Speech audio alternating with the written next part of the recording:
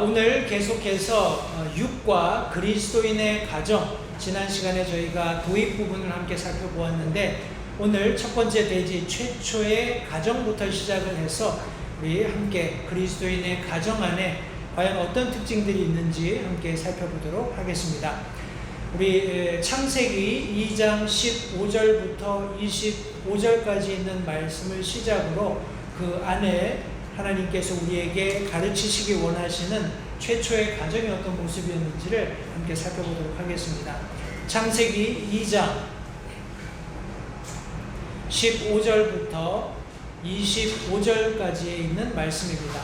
말씀을 읽으시면서 우리 특별히 A번부터 2번까지 있는 그 문제들을 먼저 읽으시고 그 문제들을 염두에 두시고 이 말씀을 주의 깊게 읽으시면 말씀 안에서 우리 최초의 가정 안에서 얻을 수 있는 교훈을 조금 더 효과적으로 얻을 수 있으리라고 생각을 합니다. A번부터 2번까지의 질문은 다음과 같습니다. 하나님께서 남성에게 좋지 못하다고 말씀하신 것은 무엇입니까? B번, 최초의 여성은 어떻게 지음을 받았습니까? C번, 이 구절에서 하나님께서는 여성이 남성을 위한 무엇이라고 말씀하셨습니까? D번, 남자가 결혼하면서 떠나야 하는 곳은 어디입니까? 그리고 2번, 남녀가 결혼하면서 되어야 하는 것은 무엇입니까? 하는 이런 질문들이 있습니다. 물론 본문 말씀 창세기 2장 15절부터 25절까지 있는 말씀을 읽지 않고서도 우리 꾸준히 신앙생활을 해오셨던 분들이라면 아무 무리 없이 아마 이런 질문들에 대답하실 수 있으시리라고 생각을 합니다. 그러나 우리가 성경 공부를 하는 목적은 성경이 무엇이라고 말씀하는지, 성경 안에서 우리가 주어진 질문에 대해서 어떤 대답을 찾을 수 있는지를 함께 훈련하는 것이기 때문에 다시 한번 이 말씀들을 참조하셔서 창세기 2장 15절부터 25절까지의 말씀을 찬찬히 주의 깊게 읽어보시면 좋겠습니다. 제가 말씀을 읽을 때에 성도님들 같이 마음속으로 읽어보시거나 아니면 소리내서 같이 읽으셔도 괜찮겠습니다. 그런 과정 가운데 여기 제가 말씀드린 5가지 질문에 대해서 한번 생각해 보실 수 있으면 좋겠습니다. 창세기 2장 15절부터 25절까지입니다. 주 하나님께서 남자를 데려다가 에덴의 동산에 두시고 그것을 가꾸고 지키게 하셨더라. 주 하나님께서 남자에게 명령하여 이르시되 동산의 모든 나무에서 나는 것은 내가 마음대로 먹어도 되나 선악을 알게 하는 나무에서 나는 것은 먹지 말라. 그 나무에서 나는 것을 먹는 날에 내가 반드시 죽으리라 하시니라. 주 하나님께서 이르시되 남자가 홀로 있는 것이 좋지 못하니 내가 그를 위하여 합당한 협력자를 만들리라 하시니라. 주 하나님께서 땅으로부터 들의 모든 짐승과 공중의 모든 날짐승을 지으시고 아담이 그것들을 무엇이라 부르는지 보시려고 그것들을 그에게 데려가시니 아담이 살아있는 모든 피조물을 부르는 바가 그대로 그것의 이름이 되었더라. 아담이 모든 가축과 공중의 날짐승과 들의 모든 짐승에게 이름을 주니라. 그러나 아담을 위해서는 그를 위한 합당한 협력자를 찾지 못하였더라. 주 하나님께서 아담을 깊이 잠들게 하시니 그가 잠들매 그분께서 그의 갈비뼈 중에서 하나를 취하시고 그것 대신 살로 채우시며 주 하나님께서 남자에게서 취한 그 갈비뼈로 여자를 만드시고 그녀를 남자에게로 데려오시니 아담이 이르되 그것은 이제 내 뼈 중에 뼈요 내 살 중에 살이라. 그녀를 남자에게서 취하였으니 여자라 부르리라 하니라. 그러므로 남자가 자기 아버지와 어머니를 떠나 자기 아내와 연합하여 그들이 한 육체가 될지니라. 그 남자와 그의 아내가 둘 다 벌거벗었으나 부끄러워하지 아니하더라. 제가 방금 읽은 구절은 창세기 2장 15절부터 25절까지 있는 말씀이었습니다. 다시 제가 말씀 읽기 전에 들려드렸던 이 질문들을 다시 한번 제가 읽겠습니다. 질문을 들으시고 우리가 방금 읽었던 본문 안에서 우리 해답을 같이 한번 찾아보도록 하겠습니다. 하나님께서 남성에게 좋지 못하다고 말씀하신 것은 무엇입니까? 이 질문에 대해서는 우리 18절 말씀에 남자가 홀로 있는 것이 좋지 못하니 내가 그를 위하여 합당한 협력자를 만들리라 라고 말씀하셨습니다. 해서 지금 하나님께서 남자에게서 발견된 좋지 못한 것은 그가 홀로 있는 것이었습니다. 홀로 있는 것이 그에게 좋지 못하다고 성경이 말씀하고 있습니다. B번입니다. 최초의 여성은 어떻게 지음을 받았습니까?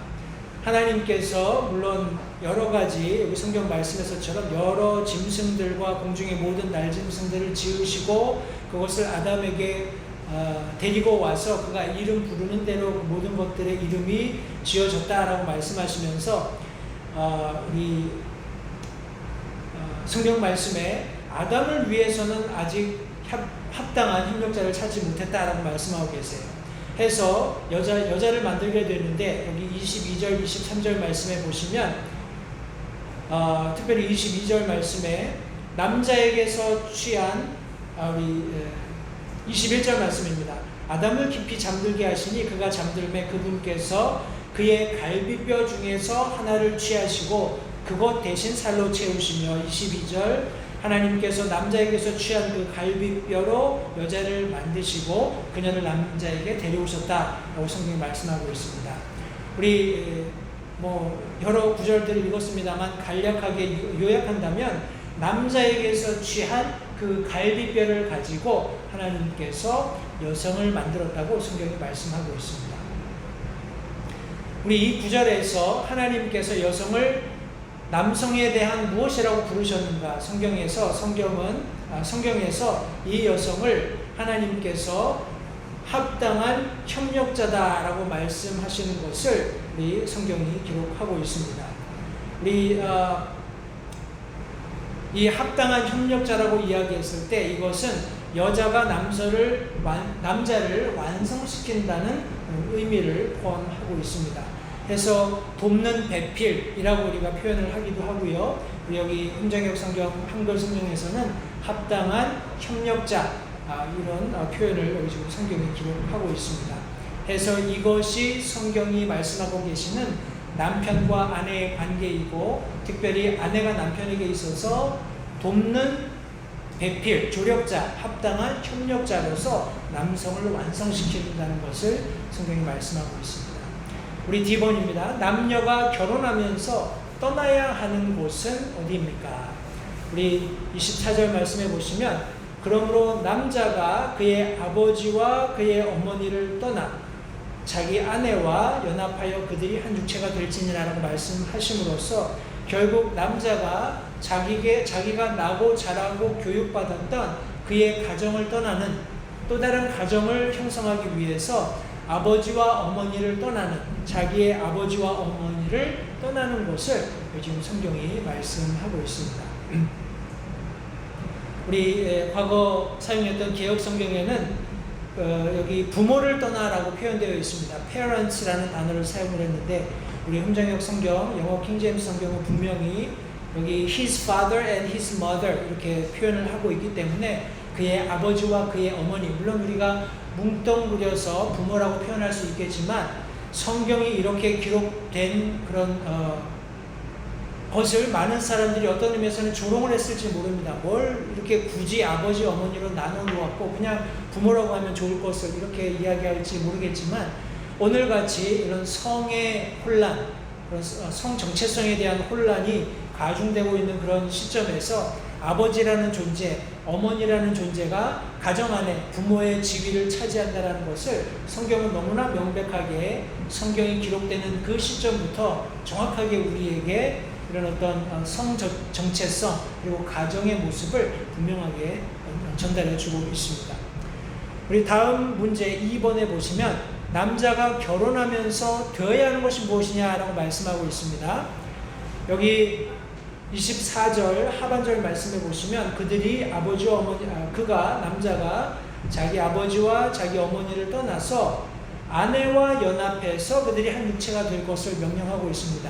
다시 말해서 남녀가 결혼하면서 한 육체가 되어야 하는 것을 말씀하고 있습니다. 이것은 연합을 의미합니다.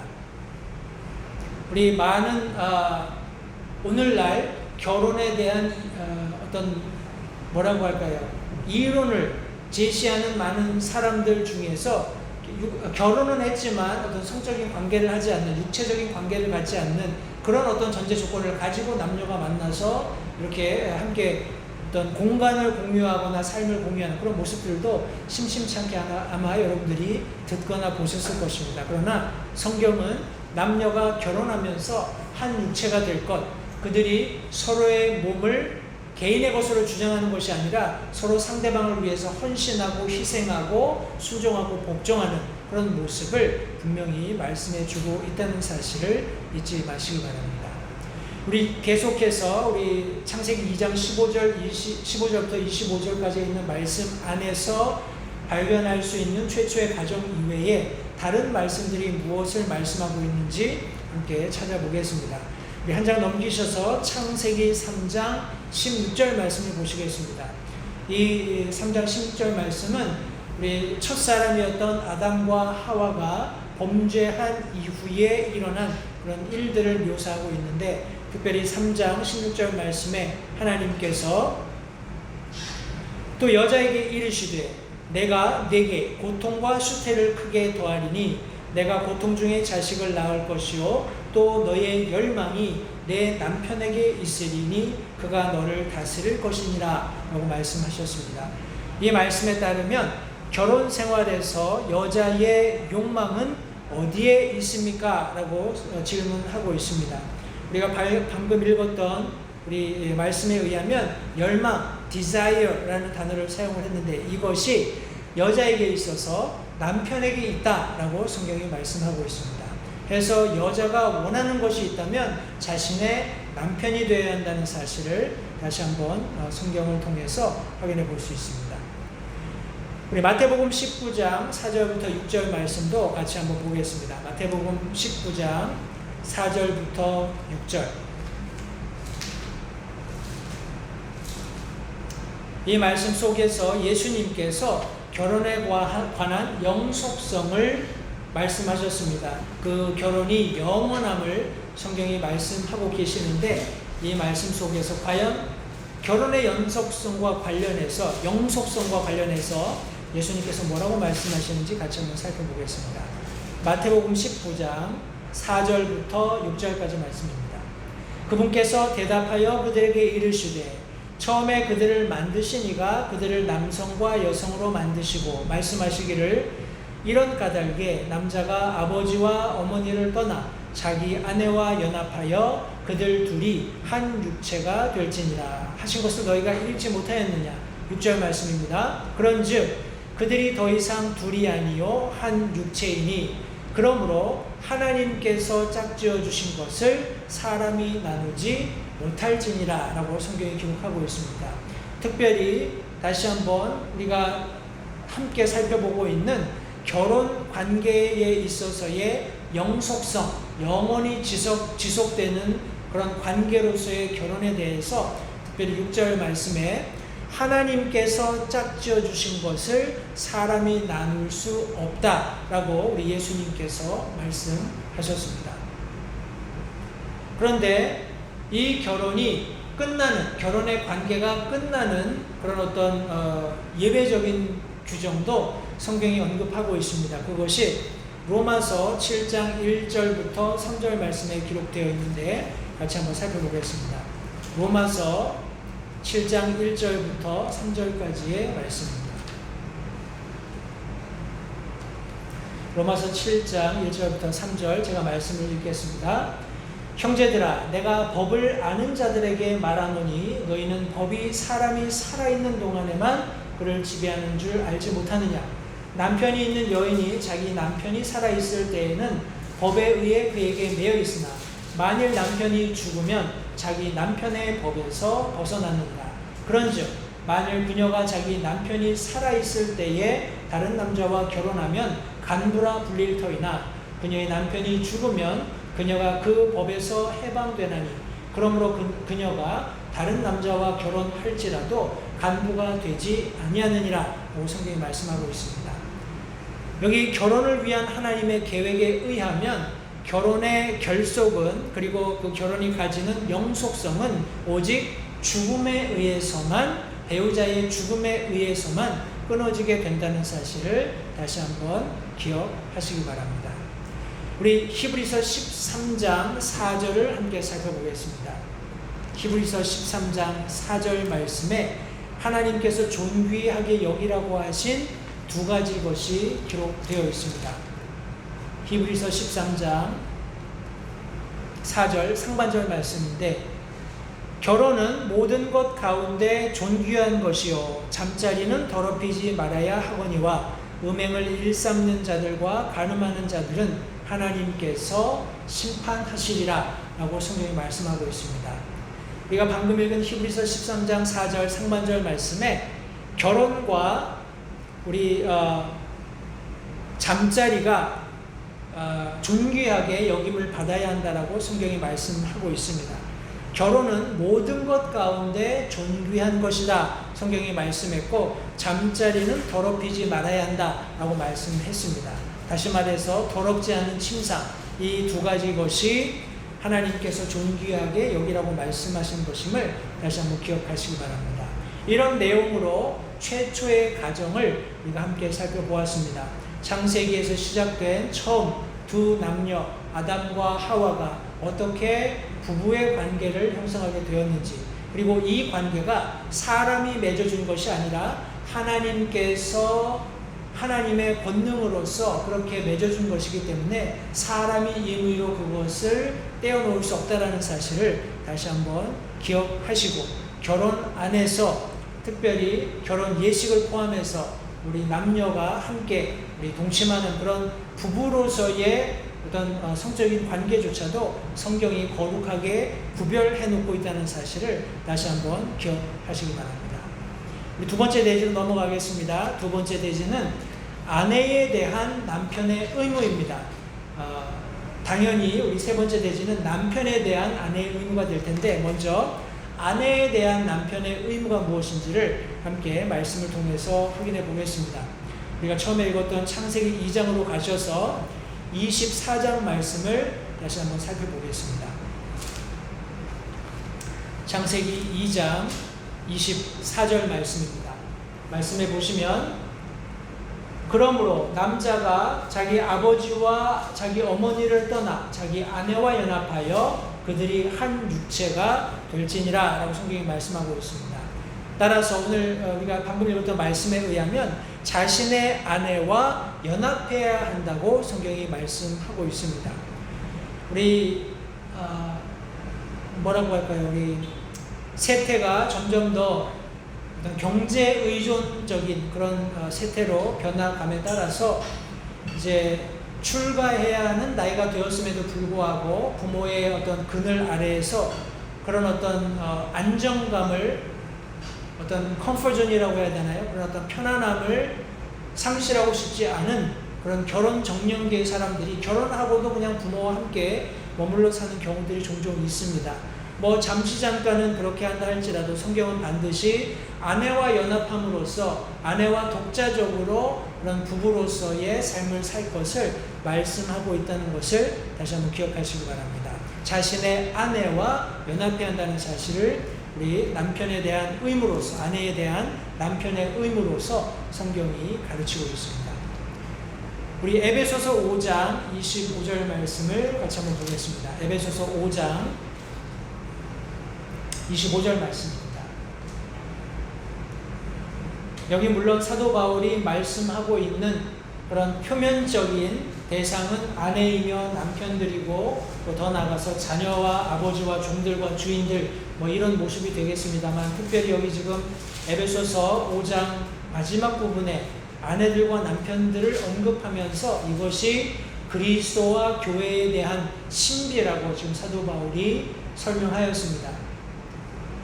본질적으로 가정 안에서 이런 질서가 잘 지켜지고 세워지지 않으면 이것이 교회 안에서 그리스도와의 관계 속에서 교회가 이런 어떤 신비함을 유지하기가 굉장히 어렵습니다. 해서 교회 교회가 마땅히 그리스도의 신부로서의 어떤 정결함, 성숙함, 순결함을 지키고 유지하기 위해서는 그 교회를 구성하고 있는 각 가정들이 자신들에게 맡겨진 독특한 의무, 책임을 알고 그렇게 잘 수행하는 것은 무엇보다도 중요하다고 믿습니다. 다시 에베소서 5장 25절로 가셔서 제가 말씀을 읽겠습니다. 남편들아 너희 아내 사랑하기를 그리스도께서 교회를 사랑하사 교회를 위하여 자신을 주신 것 같이 하라 라고 말씀하고 있습니다. 너무나 당연한 말이겠습니다만 자신의 아내를 사랑해야 한다고 지금 아내에 대한 남편의 의무를 여기 지금 분명히 언급해 주고 있습니다. 자신의 아내와 연합함으로 남편은 아내에 대한 그런 의무를 다할 수 있고, 더 나아가서 아내를 그리스도께서 교회를 사랑하신 것처럼, 그리스도께서 교회를 위해서 자신을 주신 것처럼 기꺼이 희생하고 헌신하는 그와 같은 사랑으로 아내를 사랑하는 것이 아내에 대한 남편의 의무라고 성경이 말씀하고 있습니다.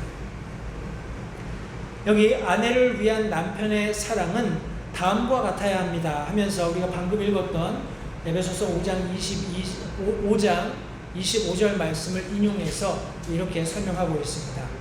교회를 위한 그리스도의 사랑과 같아야 한다고 첫 번째 말씀하고 있습니다. 그리고 두 번째는 우리 5장 28절 말씀입니다. 이와 같이 남자들도 마땅히 자기 아내를 자기 몸같이 사랑할지니 자기 아내를 사랑하는 자는 자기를 사랑하느니라.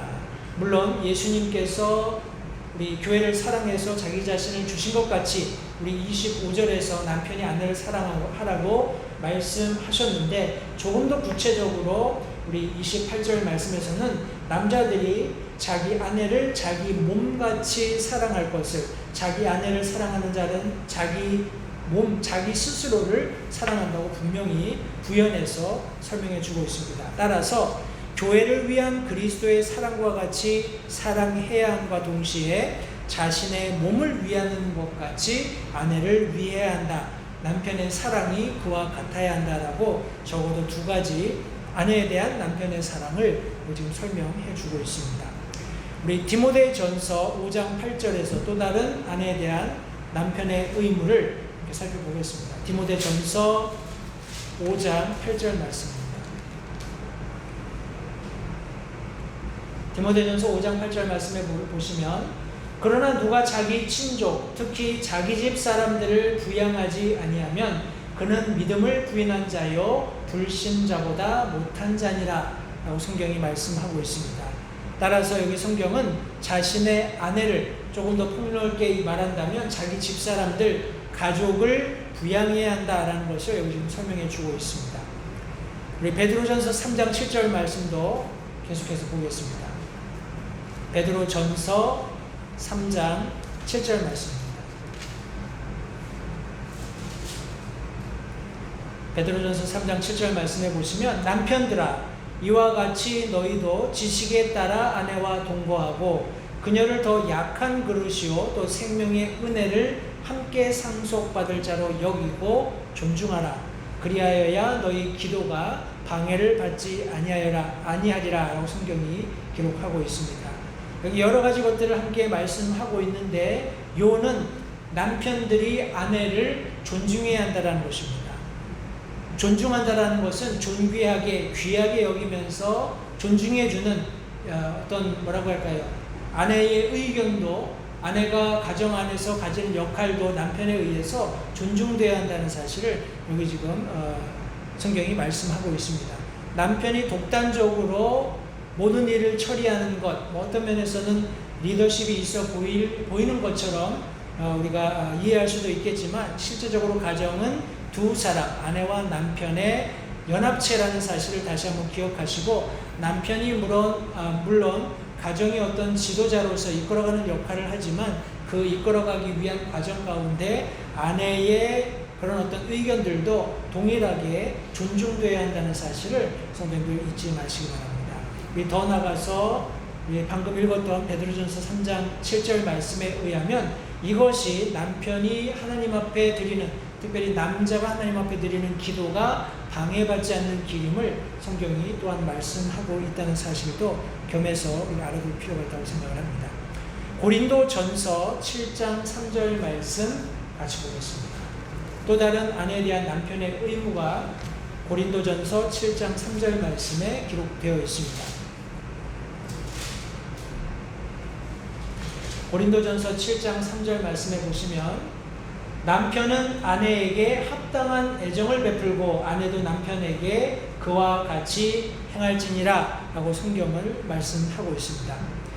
성경 말씀에 의하면 방금 읽었던 고린도전서 7장 3절은 자신의 아내에게 합당한 애정을 베풀 것을 성경이 말씀하고 있습니다. 여기 애정이라는 성경 원어 본문의 그런 단어가 여기 지금 고린도전서 7장 3절에 단 한 번 등장합니다. 이 단어의 의미는 영어로 desire to do good to others 이렇게 되어 있습니다.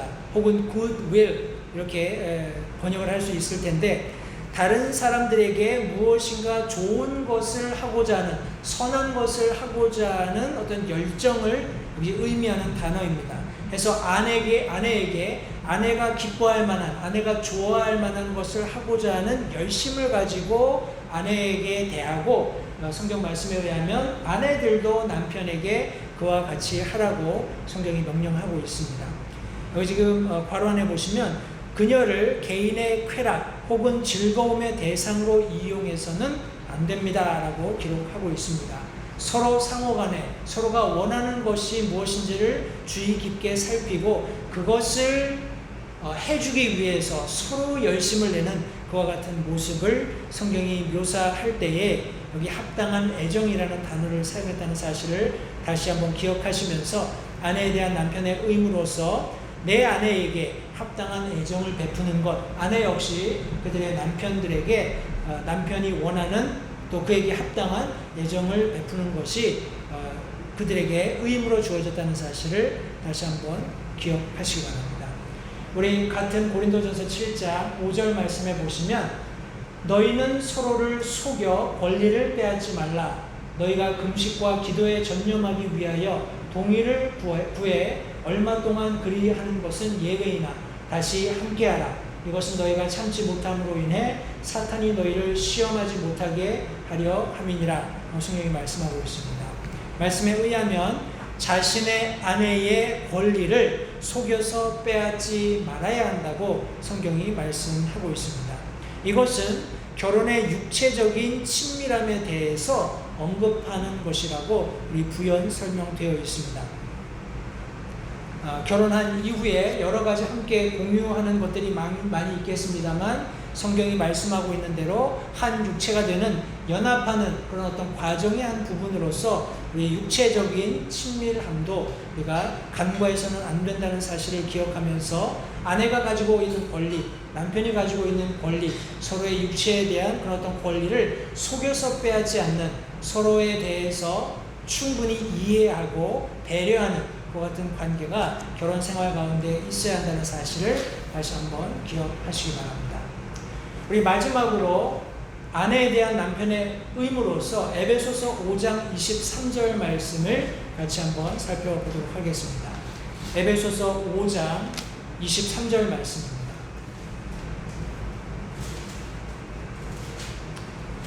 에베소서 5장 23절 말씀에 보시면 남편이 아내의 머리됨이 그리스도께서 교회의 머리되심과 같나니 그분은 그 몸의 구원자시니라 성경이 말씀하고 있습니다. 이 말씀에서 남편은 아내와 가정의 머리가 되어야 합니다. 물론 어떤 책임지기 싫어하는 아니면 어떤 결정을 하는 것에 주저하는 그와 같은 남자들이 있을 수 있습니다. 그런 가장들이 있을 수 있어요. 그러나 그것은 성경 말씀에 반하는 것으로 우리가 그런데 탁월하지 못하다면 하나님께 지혜를 구하고 또 하나님께서 맡겨주신 어떤 위치에 맞는 그런 어떤 행동을 할 수 있게끔 지속적으로 훈련하면서 우리가 고쳐나가야 할 부분이 아닌가 생각을 합니다. 성경 말씀은 분명히 남편이 아내와 가정의 머리로서 그 역할을 감당해야 한다라고 말씀하고 있습니다. 또 다른 한 측면으로 이것은 남편이 독재자가 되어야 한다는 것이 아니라는 사실도 잊지 마시기 바랍니다.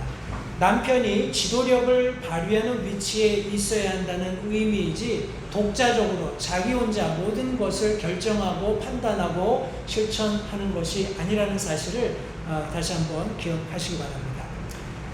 오늘 성경 말씀을 통해서 육과 그리스도인의 가정에 대해서 함께 말씀을 살펴보았습니다. 최초의 가정의 모습이 어떠했는지, 하나님께서 최초의 가정을 설립하시면서 그 가운데 어떤 놀라운 특권들과 어떤 명령들을 주셨는지 우리가 함께 말씀을 살펴보았습니다. 그리고 첫 번째, 우리 가족 구성원 중에 하나인 남편의 의무를 함께 살펴보았습니다.